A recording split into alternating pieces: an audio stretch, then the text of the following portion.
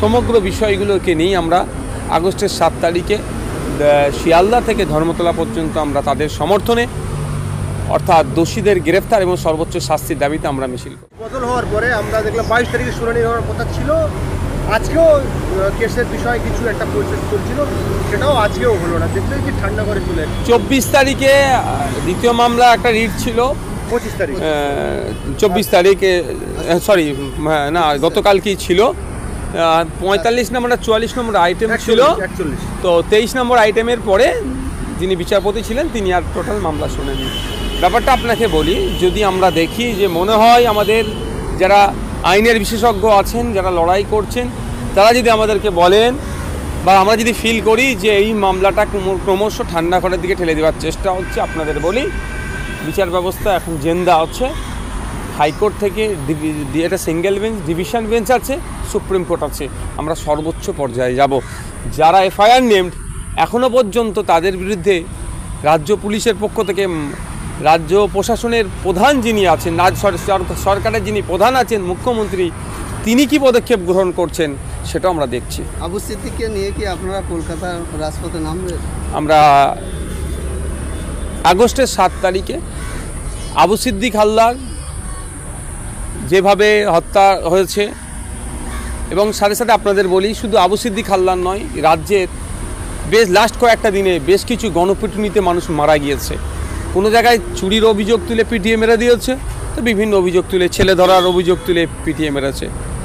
যে আপনি প্রসেন মণ্ডল থেকে শুরু করে ইশরাত আলম, সমগ্র বিষয়গুলোকে নিয়ে আমরা আগস্টের 7 তারিখে শিয়ালদা থেকে ধর্মতলা পর্যন্ত আমরা তাদের সমর্থনে অর্থাৎ দোষীদের গ্রেফতার এবং সর্বোচ্চ শাস্তির দাবিতে আমরা মিছিল করব। আমরা সূত্র মারফত খবর পেয়েছি যে আবু সিদ্দিক আইএসএফ কর্মী ছিল, সক্রিয় কর্মী ছিল, আপনি আইএসএফের চেয়ারম্যান, কোন সংস্থাকে তদন্ত করার দাবি করছেন আপনি?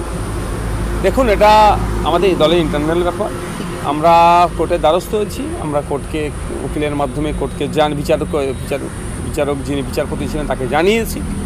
আগামী দিন আমরা কী পদক্ষেপ নেব, কোন সংস্থার দিয়ে এগুলোকে বিচার করা দরকার, তদন্ত করা দরকার, সেগুলো সব জানাবো। আজকে কি আপনি ভাঙড়ে? হ্যাঁ, আজকে আমার ভাঙড়ে পূর্ব নির্ধারিত।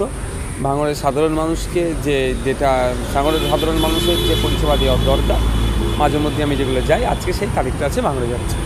মুখ্যমন্ত্রী দেখলাম একবার 75,000 থেকে ক্লাবগুলোকে 85,000 করে দিয়েছেন, গতবার তিনি আবার বাড়ি 1 লাখ করে দিয়ে দিতে পারছেন। দেখুন, এখন মোদিজি আর মমতা দিদি এর রেসারেসি চলছে কে বড় হিন্দুদের লিডার। ওইদিকে বাজেট পেশ হচ্ছে, মন্দিরের জন্য টাকা আসছে, আর এদিকে অর্থ নয়, সরকারি কর্মচারীদের দিয়ে দিতে পারছে না, আপনার হসপিটালে মেডিসিন নাই, ডক্টর নাই, রাস্তায় সরকারি বাস নাই। ভাঙড়ের কথা বলছি, ভাঙড়ে আমি কাঠের যে পোলগুলো আছে, ব্রিজগুলো আছে, সেগুলোকে পরিবর্তে কংক্রিটের ব্রিজের কথা যখন বলে, যখন বলছি যে টাকা নাই, দেখছি করছে। স্কুলের টিচার নাই, ডাস্টার নাই, স্কুলের সামগ্রী নাই, সব সময় টাকার অভাব বলছে, আর এইদিকে টাকাটা ওখানে দিচ্ছে। অ্যাকচুয়ালি এগুলো হচ্ছে ক্লাবগুলোকে হাতে রাখা, ভোটের সময় কাজে লাগাবে বলে। আমি 11 বছর বয়স থেকে কলকাতা 76 এপিসি রোডে থাকি, সেই থেকে দেখতে পাচ্ছি বর্তমানে বিহার, উত্তরপ্রদেশ, বিভিন্ন জায়গা থেকে, ঝাড়খণ্ড থেকে যত লোকেরা কলকাতায় কাজে আসতো তারা নেই। ক্রমশই কলকাতার বাস এবং রাস্তাঘাট ফাঁকা হচ্ছে, কাজ নেই। কী বলবেন এই প্রসঙ্গে? দেখুন, আমি একটা উদাহরণ দিলে বুঝতে পারবেন, সেটা মুখ্যমন্ত্রীর কথা দিই। মুখ্যমন্ত্রী গর্বের সাথে কি বলছেন যে রাজ্যে 2011 সালের আগে যত না মানুষ রেশন পেত, এখন রেশন পাওয়ার পরিমাণ বেড়েছে, এখন বেশি লোককে রেশন দিচ্ছি। এই রেশনটা কে নেয়? যে স্বাবলম্বী নয়, সে সরকারি রেশন নিয়ে তার জীবনটা চালায়। আমি রেশন নিই না কেন? আমি স্বাবলম্বী বলে। আমার মতো অনেকে রেশন নেয়নি, তারা স্বাবলম্বী বলে। তাহলে স্বাবলম্বীর সংখ্যা কমে যাচ্ছে, অর্থনৈতিকভাবে যারা দুর্বল তাদের সংখ্যা বেড়ে যাচ্ছে বলে এখন রেশন নিয়ে সংখ্যা বাড়ছে। এইটা হচ্ছে পশ্চিমবাংলার অবস্থা। হাইকোর্টকে অনুরোধ করবো এই ম্যাটারটাকে সিরিয়াসলি নিয়ে পুলিশের বিরুদ্ধে, যেন নাহলে এরকম হতে চলবে। আজকে পশ্চিমবাংলায় আমরা শুনতাম মব লিঞ্চিং, দুটো জিনিস হচ্ছে এখন পশ্চিমবাংলায়। পুলিশের অত্যাচারে মারের ফলে সংখ্যালঘুদের মৃত্যু, এবং তার সাথে সাথে মব লিঞ্চিং, অর্থাৎ ইরশাদের যে ঘটনা, আইআইটির ছেলে ফাইজানের সঙ্গে যে ঘটনা ঘটলো, কাশীপুরের ঘটনা, এই ঘটনাগুলো একের পর এক আমরা দেখে আসছি যে মব লিঞ্চিং, পুলিশি অত্যাচার, সব একে অপরের সঙ্গে অতপ্রত জড়িত। যদি সঠিকভাবে শাস্তি, আমি ইরশাদের কেস লড়ছি বেলগাছিয়ায়, যে ইরশাদের হত্যা হলো একটা হোস্টেলে, ডাক্তারি পড়ুয়ারা মিলে হত্যা করলো, তাদের যদি শাস্তি কঠোর থেকে কঠোর না হয়, তারা কিন্তু এর পরে সাহস পাবে এবং লোকেরা ভয় পাবে না, প্রশাসন থেকে ভয় পাবে না। আমি নিন্দা জানাচ্ছি যে এরকম, ঠিক আছে কলকাতা হাইকোর্ট তার একটা যে আইন মেনে নির্দিষ্ট মেনে করছে, প্রশাসন কি করছে? মাননীয় মুখ্যমন্ত্রী মমতা ব্যানার্জি 21শে জুলাইয়ের মঞ্চ থেকে বলতে পারে আমরা মা মাটি মানুষের সরকার। তো আপনার মা মাটি মানুষ কোথায় গেল? আপনার জনসাধারণের জন্য কোথায় গেল? আপনার ভিতরে দয়া মায়া কোথায় গেল?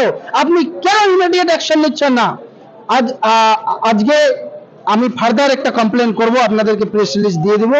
ফার্দার কমপ্লেন করব, মাইনরিটি কমিশনকে বলবো, পশ্চিমবঙ্গের যে মাইনরিটি কমিশন আছেন আর যার চেয়ারম্যান আহমদ হাসান ইমরান, উনি কেন ডাকছেন না? আমি দেখলাম পেপারে, কলম পত্রিকায় যে উনি গিয়েছিলেন, কিন্তু এখন পর্যন্ত উনি ডাকেননি কেন এসপি কে? ওনাকে ডাকতে হবে। এই বিষয়ে ওনাকে আমি একটা স্মারক একটা কমপ্লেন দেব।